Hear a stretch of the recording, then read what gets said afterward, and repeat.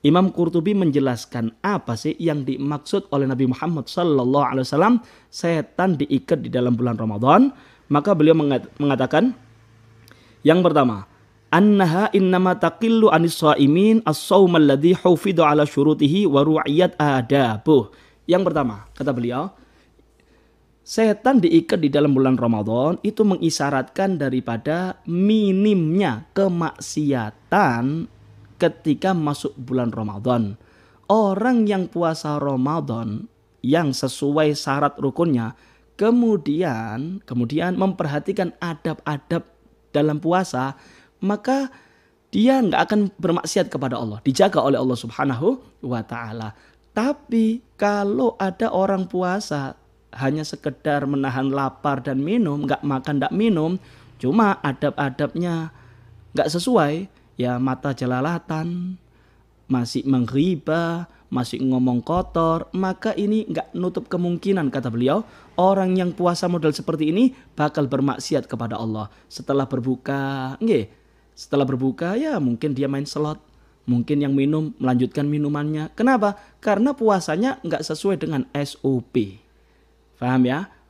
Jawaban pertama. Yang kedua, pendapat kedua, al-musaffat ba'du syayatin wahum al-maradah la kulluhum kama taqaddam fi ba'di riwayat. Kata beliau, yang diikat oleh Allah Subhanahu wa Ta'ala di dalam bulan Ramadan bukan semua setan. Yang diikat itu marodah, jenderal-jenderalnya setan. Kalau setan yang kelas bawah, ya hansipnya, yang kerucuk-kerucuk, ya itu dilepas sama Allah Subhanahu wa Ta'ala. Jadi masih ada kemaksiatan. Artinya kalau ada orang yang berani bermaksiat kepada Allah di dalam bulan Ramadan, maka tidak menutup kemungkinan lepas daripada bulan Ramadan, keluar daripada bulan Ramadan, dia bakal berani lebih bermaksiat kepada Allah.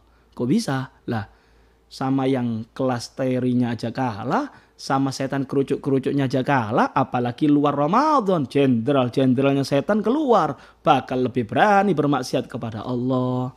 Ini jawaban kedua. Yang ketiga, kata beliau,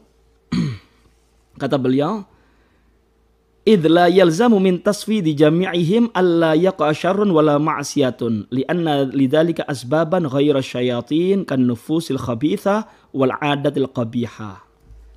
Kata beliau, yang dimaksud oleh Nabi Muhammad sallallahu alaihi wasallam setan diikat di dalam bulan Ramadan itu semuanya.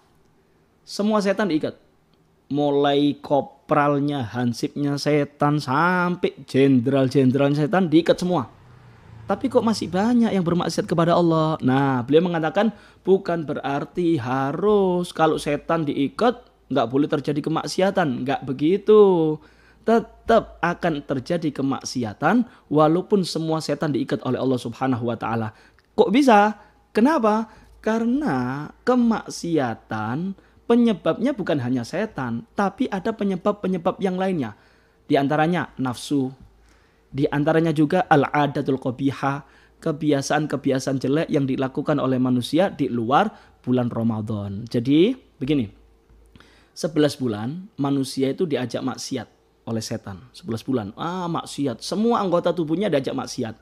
Nah, ketika masuk bulan Ramadan, setannya diikat semua sama Allah Subhanahu wa Ta'ala.